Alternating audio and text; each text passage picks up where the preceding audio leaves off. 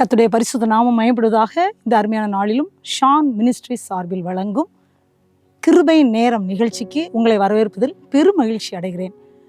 இப்பொழுதும் நாம் கிறிஸ்துவின் சிந்தை என்ற தலைப்பில் ஒரு சில வசனங்களை தியானிக்க இருக்கிறோம். அதற்கு முன்பதாக நாம் இயேசுப்பாவை நோக்கி பார்த்து ஜெபிக்கலாமா? தகப்பனே, உம்மை ஸ்தோத்திரிக்கிறோமாப்பா, உம்மை துதிக்கிறோம். இந்த அருமையான வேலைக்காக உமக்கு நன்றி ஆண்டவரே. உம்மை ஸ்தோத்திரிக்கிறோமாப்பா, உம்மை துதிக்கிறோமாப்பா. இந்த கண்மலையானவரே, என்னை காக்கும் தெய்வம் நீரே. இந்த கண்மலையானவரே, என்னை காக்கும் தெய்வம் நீரே. வல்லமை மாட்சிமை நிறைந்தவரே, மகிமைக்கு பாத்திரரே. வல்லமை மாட்சிமை நிறைந்தவரே, மகிமைக்கு பாத்திரரே. ஆராதனை உமக்கே, ஆராதனை உமக்கே, ஆராதனை உமக்கே, ஆராதனை உமக்கே, ஆராதனை உமக்கே, ஆராதனை உமக்கே, ஆராதனை உமக்கே, ஆராதனை உமக்கே. ஆம் தகப்பனே, இந்த வேளையிலுமே ஆராதிக்கும்படியாக ஆண்டவரே, ஷான் மினிஸ்ட்ரி சார்பில் கர்த்தாவே கிருபை நேரம் என்ற நிகழ்ச்சியில் ஆண்டவரே இயேசு கிறிஸ்துவினுடைய சிந்தையை குறித்து, அப்பாவுடைய சிந்தையை குறித்து தியானிக்கும்படியா ஆண்டவரே இந்த கிருபைக்காக நன்றி ஆண்டவரே. இதை கேட்கிற ஒவ்வொரு குடும்பங்களையும் நீர் ஆசீர்வதிக்கும்படியா, எல்லா குறைவுகளையும் மாற்றும்படியா ஆண்டவரே, ஒவ்வொரு பேரையும் கர்த்தாவே ஆண்டவரே உம்முடைய அன்பினால் அணைத்து கொள்ளும்படியா, உம்முடைய கரம் தாங்கும்படியா, இந்த நிகழ்ச்சி ஒவ்வொரு பேருக்கும் பிரயோஜனமாக இருக்கும்படியா தாழ்த்தி எங்கள் ஒவ்வொருவருடைய கரத்தில் அர்ப்பணிக்கிறோமப்பா. நீங்க வெளிப்படும்படியா ஜெபிக்கிறோமப்பா. சத்தியத்தையும் அறிவீர்கள், சத்தியம் உங்களை விடுதலையாக்கும் சொன்னீங்களா ஆண்டவரே. உங்க வார்த்தை ஒவ்வொரு பேரையும் விடுவிக்கிற வார்த்தைகளாக கடந்து வருவதாக என்னை தாழ்த்தி உடைய கரத்தில் கொடுக்கிறேனப்பா. நீங்க மட்டும் மையப்பட்டா போதுமாப்பா. இயேசு ரட்சமான ஜெபம் கேளும் நல்ல பிதாவே, ஆமேன் ஆமேன். எனக்கு மிகவும் பிரியமானவர்களே, ஒரு விசை கூட இயேசு கிறிஸ்துவின் நாமத்தில் ஷான் மினிஸ்ட்ரிஸ் சார்பில் வழங்கும் கிருபை நேரம் நிகழ்ச்சியின் மூலமாக உங்களை சந்திப்பதில் பெருமகிழ்ச்சி அடைகிறேன். இந்த வேளையிலும் இயேசு கிறிஸ்துவின் சிந்தை என்ற தலைப்பில் ஒரு சில வார்த்தைகளை நாம் தியானிக்க இருக்கின்றோம். இயேசுடைய சிந்தை எல்லாருக்கும் தெரியும். நம்ம அப்பா இயேசுடைய சிந்தை என்னவா இருக்கும்?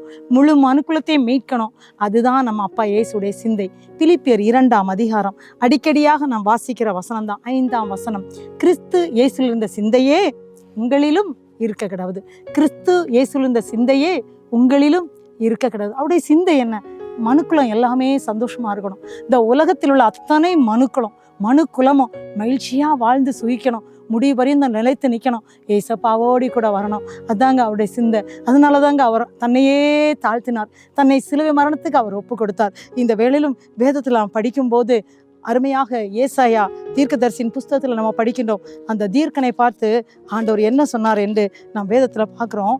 ஏசாயா 6ஆம் அதிகாரம் 3ஆம் வசனம். அங்க என்ன நடக்கிறதுனா, சேனைகளின் கர்த்தர் பரிசுத்தர் பரிசுத்தர் பரிசுத்தர், பூமி அனைத்தும் அவருடைய மகிமையால் நிறைந்திருக்கிறது என்று கூப்பிட்டு சொன்னார்கள். அப்பொழுது நான் ஐயோ அதமானேன், நான் அசுத்த உதடுகளுள்ள மனுஷன், அசுத்த உதடுகளுள்ள ஜனங்கள் மத்தியில் வாசமாயிருக்கிறவன், சேனைகளின் கர்த்தராகிய ராஜாவை என் கண்கள் கண்டதே அப்படின்னு சொல்றாரு. அந்த நேரத்துல அவரை நாவ தொடுறாங்க. ஆமா, ஏசாயா 6ஆம் அதிகாரம் 7ஆம் வசனம். அவருடைய வாயை தொட்டு, இது என் உதடுகளை தொட்டதனால் உன் அக்கிரமம் நீங்கி உன் பாவம் நிவிர்த்தியானது என்று சொல்லுகிறார். அது மட்டும் இல்ல, 8ஆம் வசனத்துல கேட்கிறாரு ஏசு ஆண்டவர் கேட்கிறாரு, யாரை நான் அனுப்புவேன்? யார் நமது காரியமாய் போவான் என்று உரைக்கிற ஆண்டவருடைய சத்தத்தை கேட்டேன். உடனடியாக தீர்க்கதரிசி சொல்றாரு, இதோ நான் இருக்கிறேன், இதோ அடியேன் இருக்கிறேன், என்னை அனுப்பும். அப்ப ஆண்டவுடைய சிந்தையில என்ன இருக்கு பார்த்தீங்களா?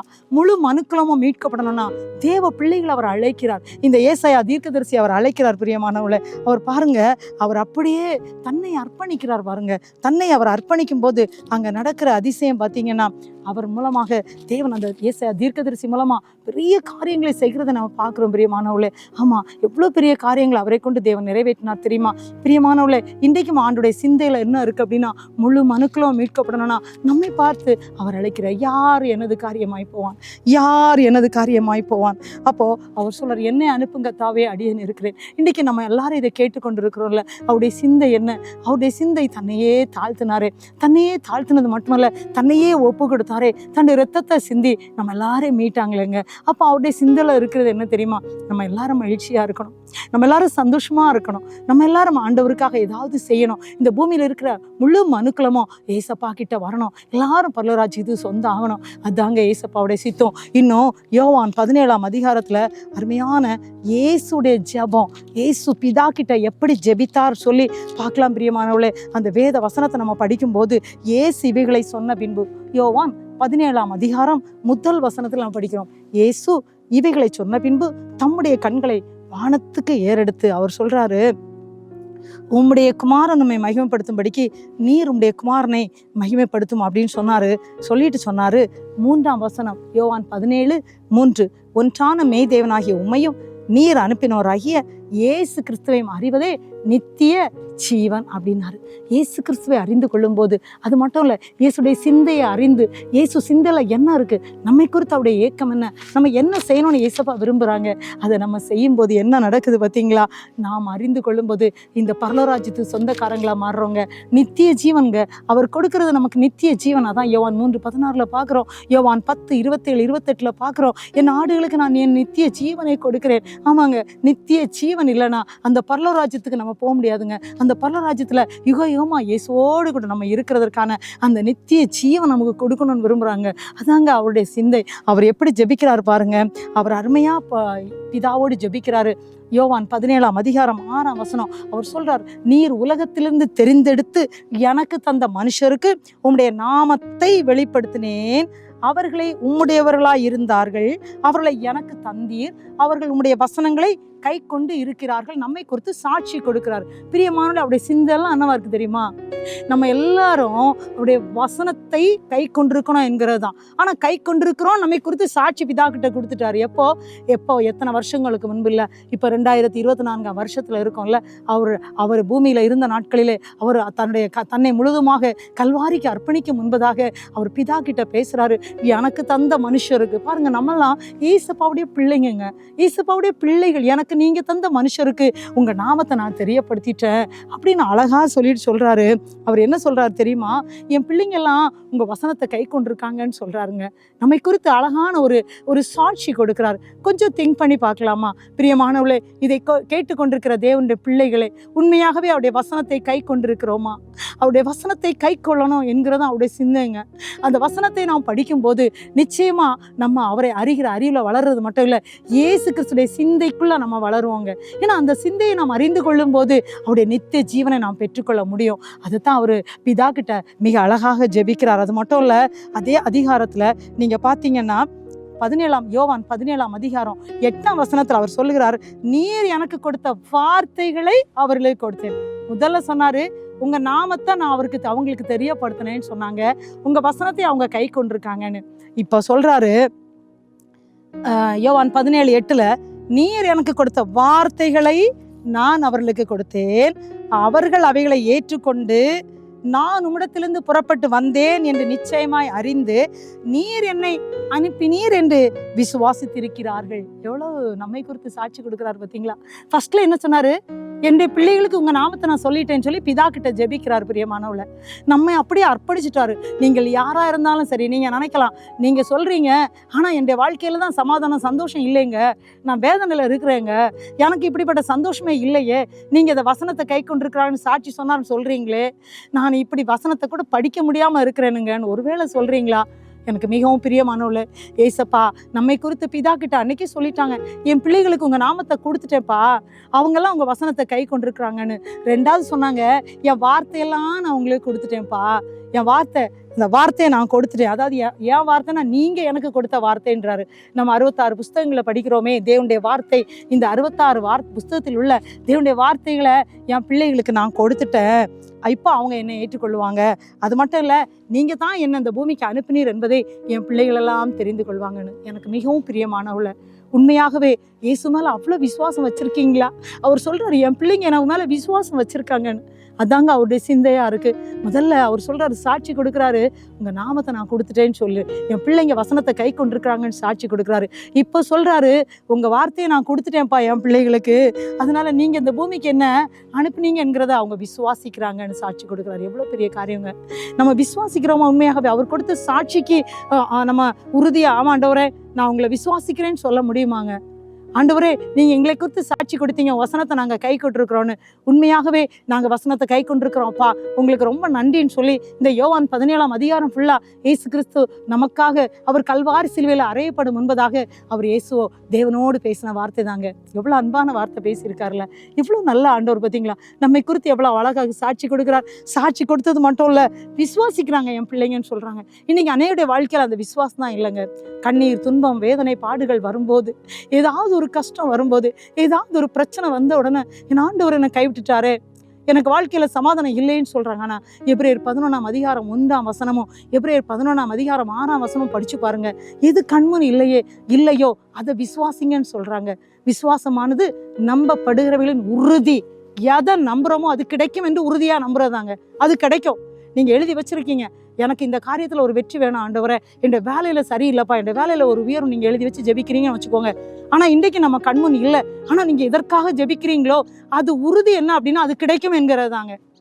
ஆமாங்க. ஒருவேளை வியாதிக்காக நீண்ட நாட்களாக ஜெபித்துட்டு இருக்கீங்களா? ஆண்டவரே இந்த வியாதியிலேருந்து விடுதலை இல்லைன்னு சொல்லி நீங்கள் எழுதி வச்சு ஜெபிக்கிறீங்களா? அந்த வசனம் என்ன சொல்லுதுன்னா, அந்த வியாதியிலேருந்து நான் குணமாகி விட்டேன் என்கிற உறுதியை தான் அவர் கொடுக்குறாரா. அதான் எபிரேயர் 11:1. இதைத்தான் அவர் சொல்றாரு, என்னுடைய பிள்ளைகள் என்னை விசுவாசிக்கிறாங்கன்னு சொல்றாங்கங்க. உண்மையாகவே நம்ம விசுவாசிக்கிறோமா? ஏசப்பா மேல அந்த விசுவாசம் நமக்கு இருக்குதா? கண்முன்னு அவர் இல்லைங்க, ஆனா நம்ம கூடவே இருக்கிறாருங்க. அவர்தான் நம்ம கூடவே இருக்கிறார். ஏசு நமக்குள்ளே இருக்கிறாரு. அப்பா பிதாவின் கூடுற புத்திர சுவிகார் தந்துட்டாரு, தமது குமாரனுடைய ஆவி எங்க ஊற்றிட்டாருன்னு சொல்லி இருக்கிறாரு.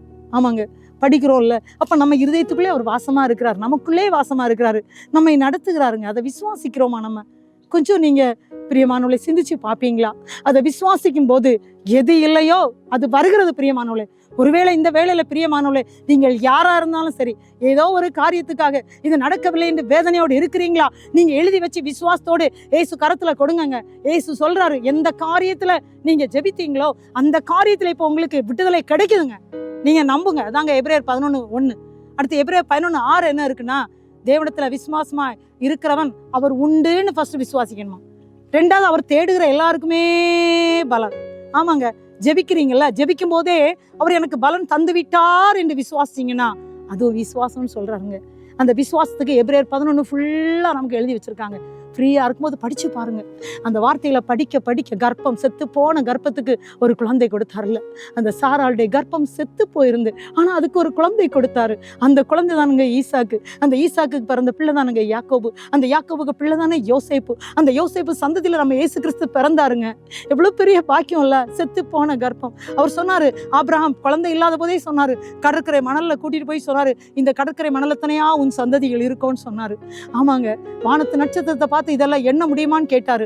அவர் சொன்னார், இதை போல உன் சந்ததி இருக்கும்னு. இன்றைக்கு ஆபிரகாம் விசுவாசிகளின் தகப்பன் என்று சொல்லுகிற அளவில் நம்ம எல்லாருக்கும் ஒரு விசுவாசத்தை அவர் மூலம் தேவன் எழுப்பூட்டி விட்டாரு. பிரியமானவள, எபிரேயர் 11ஆம் அதிகாரம் ஃபுல்லா படிச்சு பார்க்கும்போது அந்த விசுவாசம் நமக்கு வருகிறது. அவர் பிதா கிட்ட சொல்றாரு, என் ஜனங்கள் என்னை விசுவாசிக்கிறார்கள் என்று. பிரியமானவள, அது மட்டும் இல்லை, இன்னொரு வசனம் சொல்றாரு, யோவான் 17:14.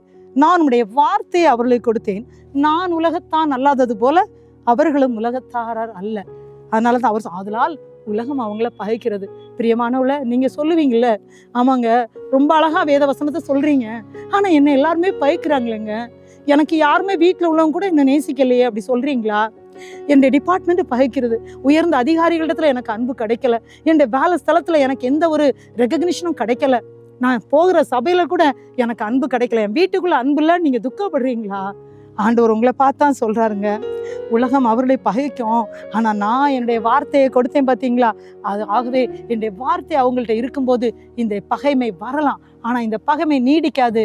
ஏன்னா ஆண்டவரே நமக்காக ஜெபித்துட்டார். அவர் என்ன சொல்றாரு தெரியுமா, உம்முடைய சத்தியத்தினாலே என்னுடைய பிள்ளைகளை பரிசுத்தமாக்கும் சொல்றாருங்க. இதாங்க அவருடைய சிந்தை. ஒரு ஜனம் கூட கெட்டு போகிறது அவருடைய சித்தம் அல்ல. அவர் சொல்றாரு, என் ஜனங்களை பரிசுத்தப்படுத்தும், ஏன்னா உங்க வசனம் தான் சத்தியம்ன்றாரு. அதாங்க இந்த வசனத்தை 66 புஸ்தகங்களை எழுதி நம்ம கையில கொடுத்துட்டாரு. யோவார் 1:1, ஆதியிலே வார்த்தை இருந்தது, அந்த வார்த்தை தேவனா இருந்தது, அந்த வார்த்தை தேவனிடத்தில் இருந்தது, அந்த வார்த்தை மாம்சமானார் நம்ம படிக்கிறோமே, அந்த வார்த்தை தான் இயேசுங்க. இந்த இயேசு உயிரோடு இருக்கிறாருங்க. அவர் மரித்தார், ஆனா உயிரோடு எழுந்தார். இன்னைக்கு நம்மோடு வாசம் செய்கிறார். அவர் நம்முடைய கரத்தை பிடித்திருக்கிறார். அவர் நம் கூடவே இருக்கிறாருங்க. ரொம்ப ரொம்ப ரொம்ப ரொம்ப நல்லவருங்க. சொல்றாரு என்ன தெரியுமா, அவர் ஜெபிக்கிறார். யோவான் 17:20 வசனத்துல நமக்காக ஒரு ஜெபம் பண்றாரு. எப்படி தெரியுமா, நான் இவர்களுக்காக வேண்டிக் கொள்ளுகிறதும் அல்லாமல், இவர்கள் என்றால் இந்த பூமியில இருக்கிற முழு மனுக்குலமும், நீங்களும் நானும், இந்த பூமியில பிறந்தவங்க, இனி பிறக்க போறவங்க, இப்ப இருக்கிறவங்க எல்லாருக்காகவும் ஜெபிக்கிறாருங்க. நான் இவர்களுக்காக வேண்டிக் கொள்ளுகிறதும் அல்லாமல் இவருடைய வார்த்தையினால் என்னை விசுவாசிக்கிறவர்களுக்காகவும் வேண்டிக் கொள்ளுகிறேன். எவ்வளோ பெரிய சந்தோஷம் இல்லை, எவ்வளோ பெரிய பாக்கியம் இல்லை. அவரை விசுவாசிக்கிறவர்கள் எல்லாருக்காகவும், இதை பற்றி பேசுகிற வார்த்தையை விசுவாசிக்கிறவர்களுக்காகவும் நான் உங்கள்கிட்ட வேண்டிக் கொள்கிறேன்னு சொல்லி அப்போவே அவர் பிதா கிட்ட ஜெபித்துட்டாருங்க. எவ்வளவு நல்லவர் பார்த்தீங்களா, எவ்வளோ அன்புள்ளவர் பார்த்தீங்களா, நம்ம எவ்வளவாக நேசிக்கிறார் பிரியமானவளை. ஒரு கணம் நம்மை நாமே சிந்தித்து பார்ப்போமா. அவங்க சொல்றாரு, பிதா கிட்ட நம்ம ஒன்றா இருக்கிறது போல இவங்களும் ஒன்றா இருக்கணும்னு சொல்லி என் மகிமையை அவர்களுக்கு கொடுத்தேன்னு சொல்றாரு. யோவான் 17:22 என்னுடைய மகிமையை கொடுத்துட்டேன். ஏன் கொடுத்தேன் தெரியுமா, நானும் பிதா ஒன்றா இருக்கணுங்களா, அதுபோல நீங்களும் நானும், நம்ம எல்லாரும் பிதா குமாரன் பரிசுத்தாவியும் நம்ம எல்லாம் ஒன்றா இருக்கும்படிக்கு என்னுடைய மகிமையே உங்களுக்கு கொடுத்துட்டேன், என் பிள்ளைகளுக்கு கொடுத்துட்டேன்றாரு. முதல்ல சொன்னார் என் நாமத்தை அவங்களுக்கு கொடுத்தேன்னாரு. ரெண்டாவது சொன்னார் என் வார்த்தையே கொடுத்தேன், அவங்க விசுவாசிக்கிறதுக்காக நான் ஸ்தோத்திரிக்கிறேன்னு சொன்னாரு. இப்ப சொல்றாரு என்னுடைய மகிமையே அவங்களுக்கு கொடுத்துட்டேன். பிரியமானவளே, இதை கேட்டுக்கொண்டிருக்கின்ற அன்பு பிரியமான பிள்ளைகளே, ஆண்டவர் நம்மளோடு பேசுறது என்னன்னா, அவருடைய சிந்தையெல்லாம் என்ன தெரியுமா, என் பிள்ளைங்க என்னை விசுவாசிக்கணும், என் பிள்ளைகளுக்கு என் நாமத்தை கொடுத்துட்டேன், பிதா நாமத்தை கொடுத்துட்டேன், என்னுடைய பிள்ளைகளுக்கு நான் என்னுடைய மகிமையே கொடுத்துட்டேன். பிரியமானவளே, இயேசுடைய மகிமை வரும்போது நமக்கு வீட்டுக்குள்ள எல்லாமே செழிப்பா இருக்குங்க. ஒருவேளை செழிப்பு குறைவு இருக்கலாம், ஆனா இயேசு நம்ம கூடவே இருக்கும்போது ஒருவேளை சில பிரச்சனைகள் வரலாம், அந்த பிரச்சனைகள் நிரந்தரமா இருக்காதீங்க.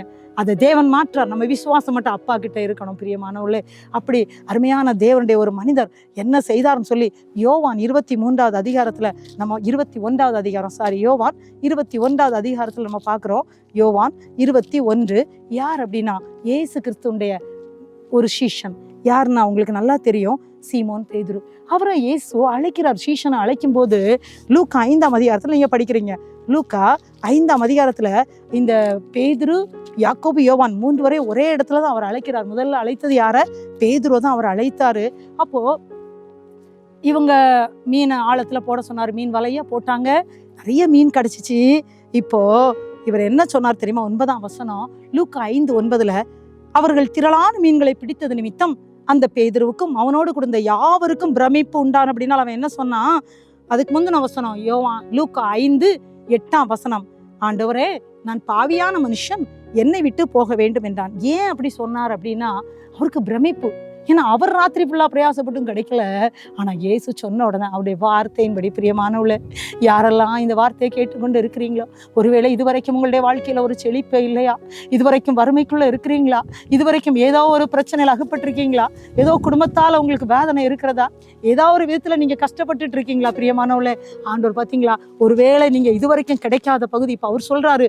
எப்படி ஆழத்தில் கொண்டு போய் வலையை போடுன்னு சொன்ன உடனே அவர் ஆழத்தில் கொண்டு போய் வலையை போட்ட உடனே திரளான மீன் கிடைச்சி அவரை ஆண்டவர் சீஷனா தெரிந்து கொண்டார் சொல்லி லூக்கா 5ஆம் அதிகாரத்துல பார்க்குறோம். அதை லூக்கா 5:11 வசனத்துல என்ன இருக்கு அப்படின்னா, அவர்கள் படகுகளை கரையிலே கொண்டு போய் நிறுத்தி எல்லாவற்றையும் விட்டு இயேசுக்கு பின் சென்றாங்க. யாரெல்லாம்? பேதுரு, யாக்கோபு, யோவான். இப்ப என்ன நடக்குன்னு பாத்தீங்கன்னா, யோவான் 21ஆம் அதிகாரத்துல ஒரு காரியம் நடக்குது.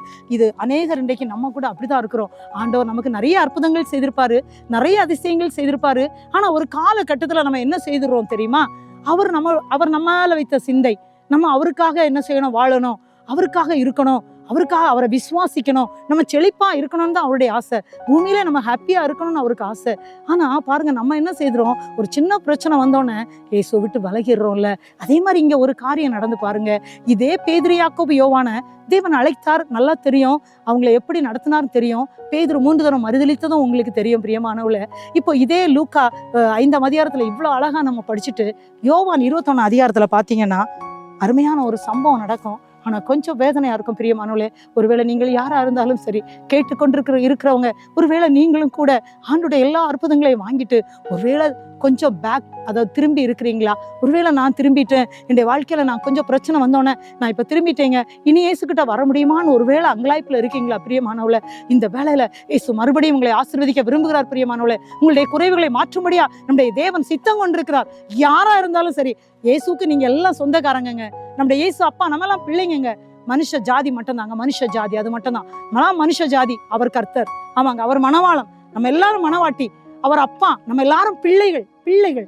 அப்ப அந்த பிள்ளைகளுக்குரிய சுதந்திரத்தை அவர் தந்திருக்கிறார். கேட்டீங்களா? விசுவாசத்தோடு நம்ம கேட்டா போதுங்க. அவர் ரொம்ப அன்பானவருங்க.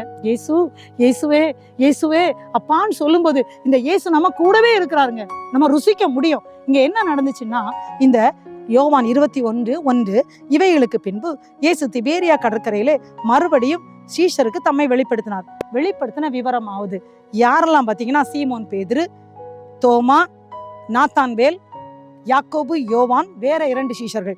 இவங்க எல்லாம் என்ன செய்யறாங்க, சீமோன் பேதுரு மற்றவங்களை பார்த்து சொல்றாரு, இவர் தான் ஒரு லீடர்ஷிப்ல இருக்க வேண்டியவர். ஏன்னா அன்றைக்கு சீமோனுடைய படகுல தான் தேவன் ஏறினாருங்க. சீமோன் பேதுரு படகுல ஏறி பிரசங்கம் பண்ணாரு, ஆழத்துல வலைய போடுன்னு சொன்னாரு. ஆமாங்க, அநேகருடைய வாழ்க்கையில அந்த ஆழம் இருக்காது. ஜப வாழ்க்கை கம்மியா இருக்கும், வேதத்தை படிக்கிறது கம்மியா இருக்கும், பரிசுத்த வாழ்க்கை வாழ்றதுல குறைவுள்ளவளா இருப்போம். இயேசுடைய சிந்தையில நம்ம வாழாம இருக்கலாம்.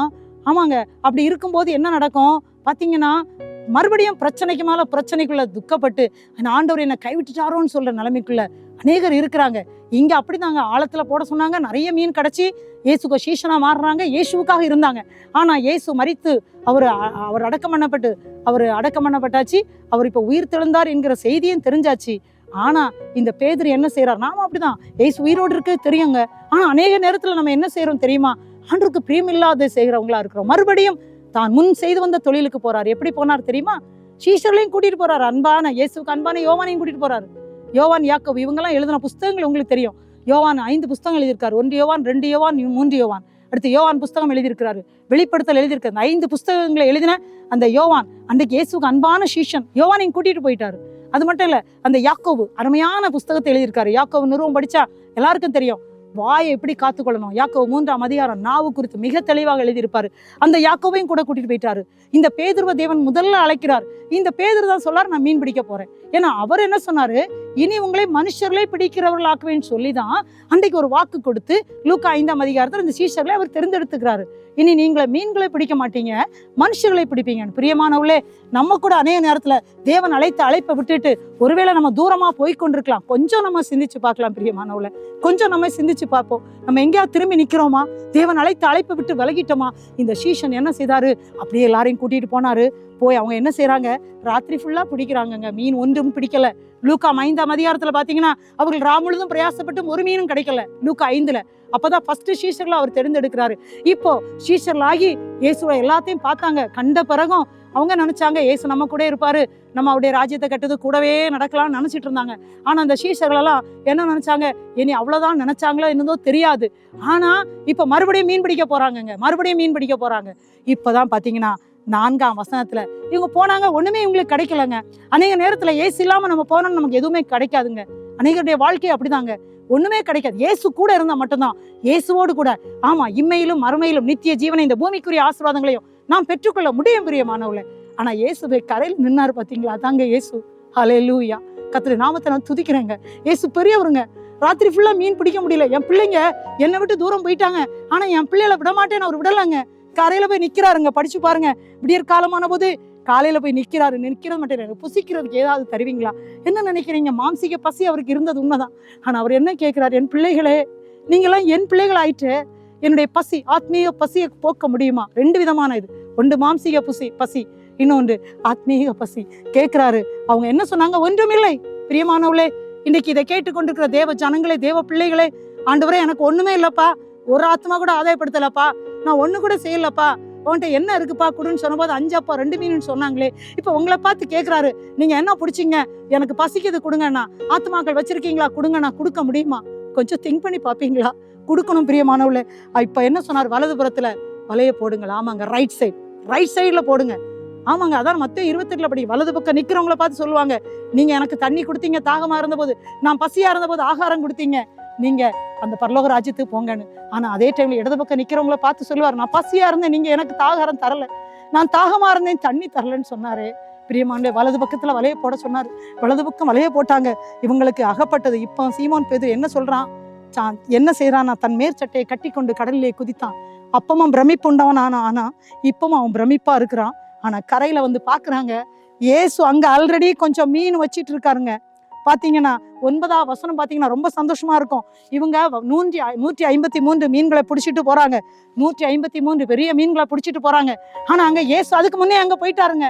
நம்ம நினைக்கலாம், ஒருவேளை நம்முடைய வாழ்க்கையில வறுமை, கஷ்டம், நஷ்டம், துன்பம் இருக்கலாம். ஆனா நாம் அவரை தேடும் போது பாத்தீங்கன்னா நமக்கு முன்பதாகவே அவர் ஆயத்தப்படுத்தி வச்சிருப்பாருங்க. நீங்க வீட்டுல இருக்கும்போது இந்த யோவான் 21 பொறுமையா படிச்சு பாருங்க. இவங்க போகும்போதே கறி நெருப்பு போட்டு அவர் மீன் வச்சிருப்பாரு. அங்க அப்பத்தை மீனையும் பார்ப்பாங்க. ஏசு என்ன சொல்வார் தெரியுமா? ஏசு ஆல்ரெடி வச்சிருக்காருங்க நமக்கு. ஆனா உங்ககிட்ட என்ன இருக்குன்னு தான் கேட்பாருங்க. உங்ககிட்ட என்ன இருக்கு? இவங்க கையில என்ன இருந்து அவங்க கொடுத்த மீன்களை சிலவற்றை கொண்டு வா. 153 பிடிச்சாங்க, எல்லாரும் கேட்கல. சிலவற்றை கொண்டு வாருங்கன்னு சொன்னாங்கங்க. எல்லாத்தையும் கொண்டு வந்தாங்க. ஏசு அப்பத்தை இப்ப கூட அவங்க கர்த்தரென்று அறியலன்னு சொல்லி இருக்கு. கர்த்தரென்று சீஷர்கள் அறிய எவனும் கேட்க துணியவில்லையாம். கர்த்தரென்று சீஷர்கள் அறிந்தபடி நான் அறிந்துட்டாங்க. ஏன்னா அவரை கேட்டோன்னே இவங்க இயேசு என்று அறிந்து கொண்டார்கள். அறிந்தபடியினால் ஒருவனும் யார் என்று கேட்கல. இப்ப இயேசு அப்பத்தை மீனை எடுத்து அவங்களுக்கு கொடுத்தாருங்க. நமக்கு அவர் இந்த பூமிக்குரிய வாழ்க்கையில் உள்ள அப்பம் மீன். நம்ம என்ன செய்யணுமோ அதை செய்யணுங்க. அவருடைய சிந்தை என்ன தெரியுமா? உன்கிட்ட என்ன இருக்கு மகளே, மகனே, அதை எனக்கு கொடு. உன்னால் ஜெபிக்க முடியுமா? உன்னால ஜெபிக்க முடியுமே. உன்னால என்ன பற்றி ஒரு நபருக்கு ஒவ்வொரு நாளும் சொல்ல முடியுமா? சொல்லு மகளேன்னு தான் அவர் எதிர்பார்க்கிறார். பிரியமானவர்களே, இயேசுடைய சிந்தை என்ன தெரியுமா? நம்ம எல்லாருக்கும் அவருடைய வார்த்தையை நம்ம கொடுத்துருக்காரு. நாம மற்றவங்களுக்கு கொடுக்கணும். அவர் நம்ம விசுவாசிக்க சொல்றாரு, நாம விசுவாசிக்கணும். அவர் நமக்கு மகிமையை கொடுத்தாரு, நம்மளும் அநேகர் இயேசுடைய மகிமையில அடையணும். அவர் சொல்ற இந்த வசனத்தின்படி அவர் என்ன செய்யறாரு? கரெக்ட் சைட்ல அவருக்காக ஆழமானதுல நீ வலைய போடு. லூக்கா 5 சொன்ன மாதிரி வலது பக்கத்துல வலைய போடுன்னு சொன்னாரு. ஒன்றும் இல்லை நம்ம சொல்லாதபடி நம்ம அவர் நேசிக்கிறவராக இருக்கிறாருங்க. அப்படியே நம்ம ஜெபிக்கலாமா? ஆண்டவர் நோக்கி பார்த்து, அப்பா உங்க சிந்தையை அறிந்து உங்களுக்காக செயல்பட கரெக்டான இடத்துல நான் இருக்கேன். இன்னும் உங்க வேதத்தை படிக்க, இன்னும் நான் ஜெபிக்க, இன்னும் உங்க சிந்தையின்படி அப்பா நீங்க எவ்வளவு தாழ்த்துனீங்களோ அது மாதிரி நானும் தாழ்த்து என்ன அர்ப்பணிக்கிறேன்னு சொல்லுவீங்களா? பிரியமானவர்களே, அன்புள்ள இயேசு சுவாமி, இந்த அருமையான வேலைக்காக உமக்கு நன்றி செலுத்துகிறோம் ஐயா. உமது அன்பான பிள்ளைங்க இயேசு கிறிஸ்துவின் சிந்தை என்ற தலைப்பில் நாங்கள் தியானித்த வார்த்தைகளை மிகவும் அன்போடு கேட்டாங்கப்பா. கவலையோடு இருக்கிற பிள்ளைகள் உண்டு ஆண்டவரே, துக்கத்தில் இருக்கிற பிள்ளைகள் உண்டு ஆண்டவரே, வேதனையோடு இருக்கிற பிள்ளைகள் உண்டு. இயேசுவின் நாமத்துல பிள்ளைகளுடைய வேதனைகள் மாறும்படியா, கஷ்டங்கள் மாறும்படியா ஜெபிக்கிறேன் ஐயா. இந்த வேலையில யார் யார் ஆண்டவரே உங்களை விட்டுட்டு தூரம் போயிட்டாங்களோ, உங்ககிட்ட ஆசீர்வாதத்தை சுதந்திரித்து விட்டு மறுபடியும் தூரம் போய் இருக்கிறார்களோ, அவர்களும் இந்த வேளையிலே உமக்குள்ளே மகிழ்ந்து களி கூறும்படியாய் ஆண்டவரே, நீர் எப்படி 3வது தரிசனமாக ஆண்டவரே பேதுருவை சந்தித்து ஆண்டவரே அவரிடத்துல நீங்க புசிக்கும்படியா உங்ககிட்ட என்ன இருக்கு தாங்கன்னு சொல்லி கேட்டது போல நீர் மறுபடியும் கேட்கிறீங்கப்பா. ஒவ்வொரு பிள்ளைகளும் தங்களிடத்துல இருக்கிற தாளந்துகளை உங்களிடத்துல கொடுக்கத்தக்கதாக உங்களுடைய சிந்தையை அறிந்து செயல்படும்படியா இந்த வேளையிலே ஆண்டவரே ஒவ்வொரு மேலும் உடைய வல்லமை கடந்து வரும்படியாய் ஜெபிக்கிறேனப்பா. பன்னீரோடு வேதனையோடு இருக்கிற பிள்ளைகளுடைய கண்ணீரை துடைச்சிருங்கப்பா. பிரச்சனைகளோடு இருக்கிற பிள்ளைகளுடைய பிரச்சனைகளை மாற்றிருங்கப்பா. வியாதியோடு இருக்கிற பிள்ளைகளுடைய வியாதிகளை எடுத்து போடுவீராக. சபிக்கப்பட்ட எல்லா வியாதியின் கட்டுகளும் இயேசுவின் நாமத்தினாலே ஆண்டவரே மாறும்படியா ஜெபிக்கிறேனப்பா. பிள்ளைகளுடைய கண்ணீர் துடைக்கப்படுவதாக. இந்த name of Jesus I rebuke all evil my lord. இப்பொழுதே இறங்கும் அப்பா. இப்பொழுதே உடைய சிந்தையை அறிந்து கொள்ளத்தக்கதாக உமக்காக ஜீவிக்க கிருபை செய்யும். தாழ்த்தி உடைய அன்பு கரத்திலே கொடுக்கிறேன், பொறுப்படுத்திக் கொள்ளும். இதனால் வந்த கன மகிமை துதி அப்பா இயேசுவுக்கு செலுத்துகிறேன். இயேசு ரட்சணை மூலம் ஜெபம் கேளும் நல்ல பிதாவே, ஆமேன் ஆமேன். என் ஆத்துமாவே கர்த்தரை ஸ்தோத்திரி, என் முழுமே அவருடைய பரிசுத்த நாமத்தை ஸ்தோத்திரி. என் ஆத்துமாவே கர்த்தரை ஸ்தோத்திரி, கர்த்தர் செய்த சகல உபகாரங்களை மறவாதே. ஆமேன் ஆமேன். தேவன் தாமே உங்கள் ஒவ்வொரு பேரையும் ஆசீர்வதிப்பாராக. நீங்கள் அளவில்லாமல் ஆசீர்வதிக்கப்படுவீர்கள். ஆமேன் ஆமேன்.